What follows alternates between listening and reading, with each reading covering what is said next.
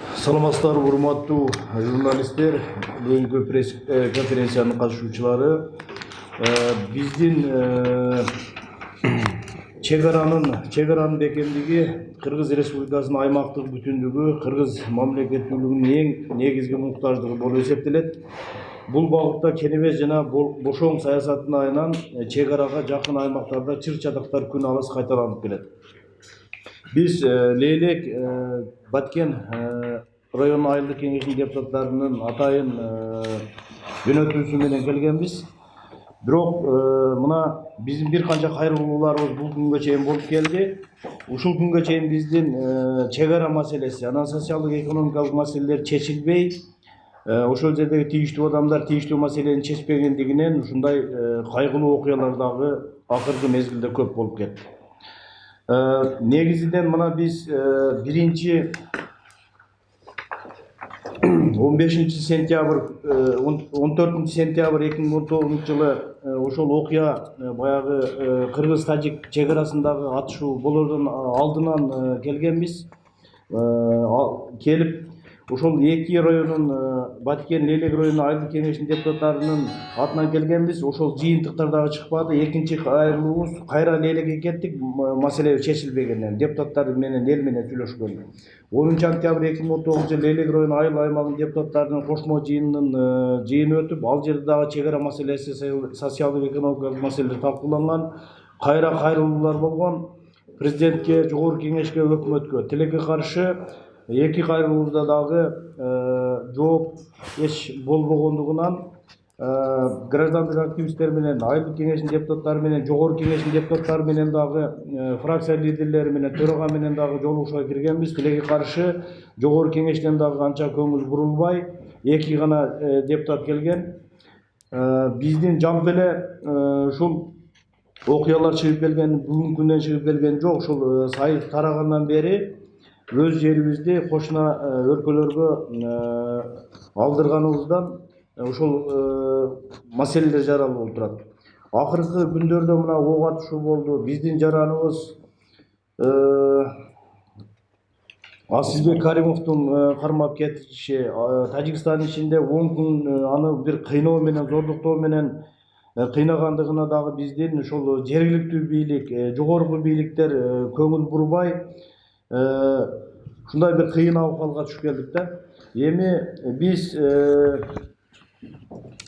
тажик эли менен, кыргыз эли менен, кыргыз-тажик эли буга чейин дагы, мындан кийин дагы ынтымакта жашай беребиз. Биз ушул коңшу өлкөлөрбүз. Ушул маселенин чечүү жагыны биз билебиз, кантип чечишти дагы. Тилекке каршы үнүбүз жетпегендигинен ушул массалык маалыматтар аркылуу президентке, жогорку кеңешке дагы, өкмөткө дагы кайрылабыз. Негизинен жалпы жонунан суроо, кийинки суроолоруңуздар болсо да эмеден кийин жооп берем. Анда эмесе сөздү кесиптешим Шайырбекке берсем. Спасибо. Шайырбек Аразалиев, депутат Кулундинского айылдык кеңеши. Биз мына 2019 жылы 14 сентябрдан бери болуп аткан окуялар боюнча маалымат бере кетейин. 2019 жылы 14 сентябрда Баткен жана Лейлек районунда бир убакытта курулуш иштери тажик тарап баштаган одновременно. Ошондой эле 16 сентябрь күнү Максат айылында кыргыз-тажик ортосунда чыр-чатак чыккан. Чыр-чатак чыккандан кийин 17 сентябрь күнү тажик-кыргыз ортосунда сүйлөшүүлөр жүргүзүлгөн. Бирок маселелер кыргыз тарапка чечилбей калганда, көп маселелер. Сүйлөшүүлөр жүргүзүлгөн убакытта Максат постунун ичиндеги вышка алынган, тажик тараптын пайдасына чечилип калган ал дагы. Жана ошондой эле 2016 жылы коюлган контейнерлер Максат айылына коюлган болчу. Аларды дагы өзүбүздүн кыргыз жаранынын өзүнүн жеринде турган контейнерлерди дагы тажик тарап талап коюп, биздин бийликке алдырып салды. Ошондой эле Максат айылында футбольный поляга ойногонго уруксат берилип калды. Ошол 17 сентябрь күнү эки мамлекет сүйлөшүүлөр жүргүзүлгөндө. Негизи ал футбольный поле 2018 жылга чейин тажик тарап биздин Кыргыз Республикасынын Кулунда айыл өкмөтүнө кат жүзүндө кайрылып, уруксат алып, футбольный оюндарды өткөзүп жүргөн да. Ошондой эле биздин кыргыз тарап аларга спорный территория деп пока эки мамлекет ойноп турсун деп уруксат берип койгон. Ошол 17 сентябрь күнү сүйлөшүүлөр жүргүзүлгөндө. Тажиктар өз алдынча чыгып келе жатышат да. 2018ден бери тажиктар биздин жер деп чыгып келе жатышат ошол футбольный поляга. Ошондой эле Максат айылындагы жанагы 37 гектар жер бар. Азыр спорный зона деп келатат. Бирок 37 гектар Максат айылындагы 2018 жылга чейин биздин кыргыз чегарачылары кайтарып келген да ошол 37 гектарды. Азыркы учурда биздин чегарачылар ал территорияга, аймакка кире алышпайт. Себеби ал жакты уже тажиктин чегарачылары курчап алган. Тажиктин чегарачылары ал жакты көзөмөл кылат. 17 октябрда Баткен районунун Автоатыр айылынын өкмөтүнө караштуу 4 көчөдө Жака Өрүк жанагы 275 метр участогуна эжайшы полицейский жатырылган. Бирок кыргыз тараптан эч кандай чара көрүлгөн жок ал боюнча дагы. 5 ноябрда Кайрагач пост көзөмөл өткөрүү жайы тарапта биздин постко 50 метр жакын келип, пост куруу максатында вагондорду орнотушкан тажик тарап. Ага дагы бизге эч кандай эскертүүсүз кыргыз тарапка өз алдынча вагондорду коюп салган. Негизи 1 километр ылдыйда Лейлек деген жазуусу чек араны тилкесин тактап турган болчу. Ал Лейлек деген жазууду 2018 жылы июль айында тажик тарап Лейлек жазуусуну алып салган. Ошол убакытта дагы биздин тараптан, бийлик тараптан эч кандай чара көрүлгөн эмес. Кулунду Максат жолунун оңдоп түздөө иштерин 1 жылдан бери өз жерибизди оңдой албай келебиз жана электр зындарын жаңыртуу максатында иш жүргүзө албай келатабыз. Себеби тажик тараптан тоскоолдуктар жаралып жатат да. Биз өзүбүздүн максат Кулунду жолу сай деп коет, сай участогу. Ошол жерде асфальт эмес, ал жөн эле грунтовый жол. Ошону грейдер менен сүргөнгө өзүбүздүн территориябызды өзүбүз сүрө албай атабыз да 1 жылдан бери. Жергиликтүү бийлик ошону аткара албай жатышат. Ошол боюнча жанагы электр зындарын дагы тажик тарап коштурбай жатышат. Өзүбүздүн жерибизге биз мындайча айтканда өз жерибизге өзүбүз чыга албай жатабыз да. Кулунда айыл өкмөтү боюнча маалымат ошол. 25 декабрь 13 жылы Жогорку Кеңештин токтому менен бир топ чара иш аракеттери жүктөлгөн экен премьер-министрдин милдетине. Ошол убактагы премьер-министр Жантөре Сатыбалдиев могул айтылып кеткен проекттер Көкташ, Капчыгай, Аксай, Тамдык, Кулунду жолун тез ара убакыттын ичинде бүтүрүп, анан ошол жердеги талаш чек ара жер тилкелерин аныктоонусун бул ошого түздөн түз милдеттендирилген Жантөре Сатыбалдиев. Андан кийинкиси финансирование жагы мына гос бюджеттен сатылып кетип аткан же сатыла турган үйлөрдү контролга алыш үчүн гос бюджеттен акча бөлүнмөк экен. Ошо Лейлек районуна. Бунун бардыгы мына закондун негизинде болуп атат. О придании особого статуса отдельным приграничным территориям Кыргызской Республики деп.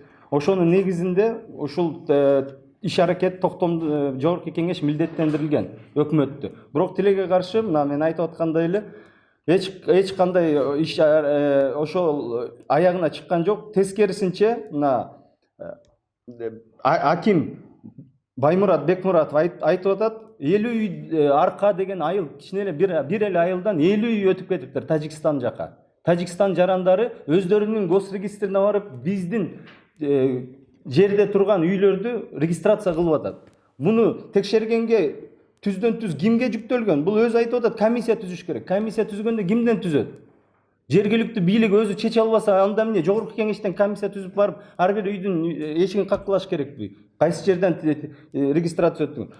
Анан мына Баткенден айтып атабыз, палестинизация болуп атат. Палестинаны да билесиздер. Ошентип жерлерин сатып отуруп, азыр болсо бир Газа деген анклавда калышты. Лейлек району ошондой анклавга калганга коркунуч бар. Ошондуктан мына биздин Баткен Лейлек району түздөн түз Баткен Электро деген предприятие курулуп, түздөн түз свет менен камсызданып, анан могул Лейлек водохранилищасын тез бүтүрбөсө, ал жерде эч кандай коммуникациясы жок жерге элдер иштегиси да жок. Ал жерден кете берет. Эч кандай бул жерде азыр биз айтып атабыз, мондай кылып эки мамлекет сүйлөшүш керек, келишимдерди кылыш керек. Андан сырткары могул жергиликтүү элдин социалдык жагын карамайынча бул маселелер кагаз үстүндө эле калып кетет. Мына азыр өзү айтып кетти, бул жакта 250 000 киши. Ошол эле Согдо миллиондогон жашап атат. Миллиондогон эл жашап атат. Алар биз жака агып атат. Ошондуктан мен көптөн эле айтып келатам, ал жерге могу особый статустан да сырткары башкача жогоруланган статус кой бериш керек Баткен областына. Эмне дегенде мына жергиликтүү аким болобу, губернатор болобу, жергиликтүү бийлик эчтекени чече албайт. Бул жактан полномочиясы берилбей атат. Айтып атат, комиссия түзүш керек. Комиссияны эмне үчүн түзөт? Баягы эле жылдырыш үчүн, убактысын өткөрүш үчүн, губернатордун жумушун убактысын өткөрүп, ошентип эле бирин өтүп, мына 28 жылдан бери биздики анклавга айланып баратабыз. Ошол мен айтарым. Чек ара айылында жашайм. Чек ара маселеси бул, урматтуу журналисттер, бул бүткүл эле бардык ушул кыргыз жарандарынын, кыргызстандыктардын баары үчүн маанилүү деп эсептейм. Биз ошол жерде жашагандыктан ушул мына биздин Баткен облусу Лейлек району 28 жыл болгон болсо эгемендүүлүк.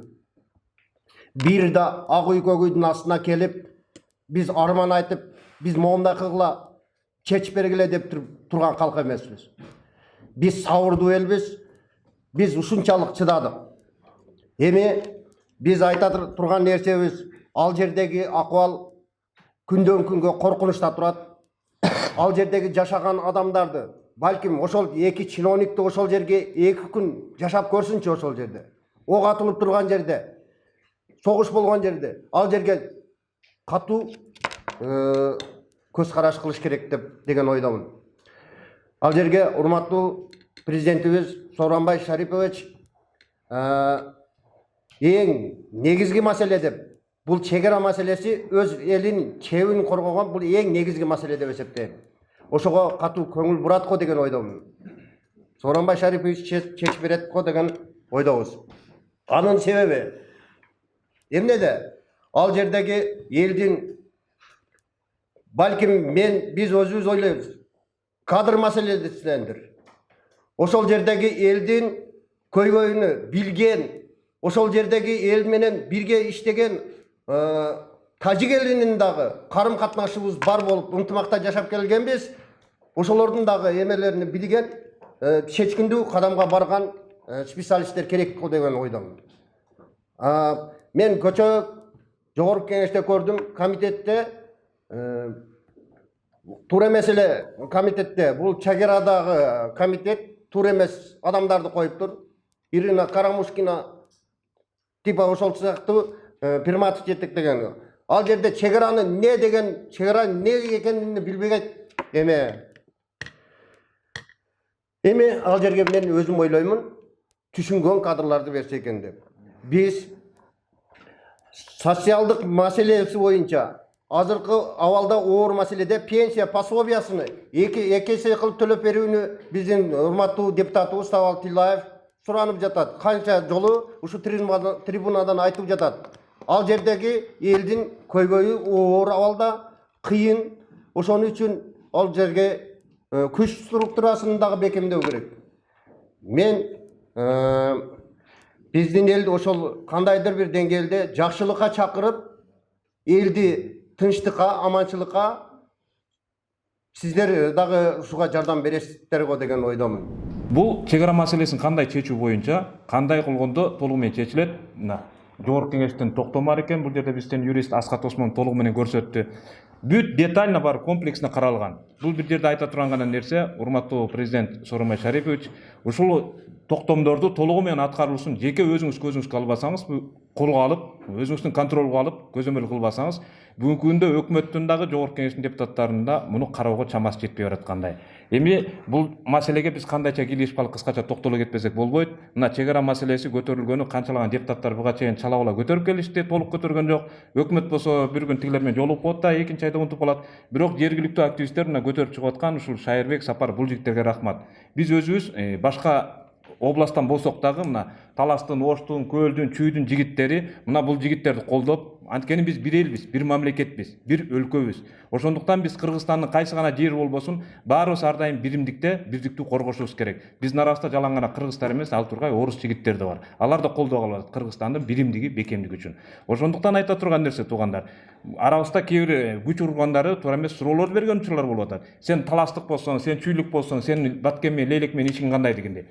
Баягы кыргызда сөз бар. Бир үйдүн мүйүсү сынса, 100 үйдүн мүйүсү сыздайт деген. Ошол сыяктуу эле кыргыздын кайсы жеринде болбосун, кыргыздын кайсы жаранына кыйынчылык келбесин, сиз менен биздер ар дайым биримдикте ошол нерседе мыйзам бузууну токтотуп, укугун коргоого милдеттүүбүз жана карап тура албайбыз. Анан бул жерде дагы жана жогоруда айтып өттүк палестинизация. Бул боюнча кичине кыска токтоло кетейин. Өзүңөр жакшы билесиңер, тарыхта арабо-израильский конфликт деген конфликт болгон, Нагорный Карабахта конфликт болгон. Бул конфликттердин тамыры мындан 2000 жылга чейин тереңдеп кеткени бар, 500-600 жылдан бери күчөп келатканы бар. Эң жөнөкөй ушул эле биздин Нагорный Карабах Советтер Союзу учурунда башталып кеткен конфликт бүгүнкү күнгө чейин канча адамдын башы кеткенин билесиңер. Ошол эле мезгилде саясий талдоочулар, эксперттердин аныктамасы боюнча биздин Фергана өрөөнүнө это как пороховая бочка деп илгертен айтылган, бул порох толтурулган бочка бир күн болсо бир күн жарылат деп айтышкан. Бул жерде алар көбүнчө диний мамилелерди карап келишкен. Бул жерде ар кандай этникалык топтор бар, ошол эле мезгилде ар кандай маданий культуралардын өкүлдөрү отурат, диний дагы ар кандай эмелер болуп келатат, агымдар. Ошонун аркасында чабышып кетип коркунучу бар деген. Ошого кошумча бүгүнкү күндө территориалдык талаш маселелери келатат. Жакынкы арада ошол эле Израилде кайталанган конфликттер, Карабахта кайталанган конфликттер, бул Сирияда болуп аткан конфликттер бизде кайталанып кетпеш үчүн бүгүнкү күндө күч органдары да, жогорку кеңештин депутаттары дагы, өкмөт да, президент да жана жарандык коом да баарыбыз бирдикте ушул маселени толук чечишке бекем турушубуз керек. Болгону биздин президенттен түз талап кылганыбыз аткарыла турган буга чейин кабыл алынган чечимдерди контролго аткарсын. Эгерде бул жогорку кеңеште өкмөттө ошону аткара турган комитетке татыктуу адамдар болбой жаткан болсо, алар тезинен кызматынан четтетүү керек туугандар. Биз көпкө чейин буга чыдап турууга болбойт. Кыргыз эли чыдамдуу элбиз, чыдай берет экенбиз. Бирок кошуна элдердин бүгүнкү күндө көрүп атсыңар кандай экспансия кылып келаткан. Тажикстандын Кыргызстанга карап аткан бүгүнкү күндө амал аракеттери бул жөн гана мындай бир конфликт катары, инцидент катары эсептелбейт.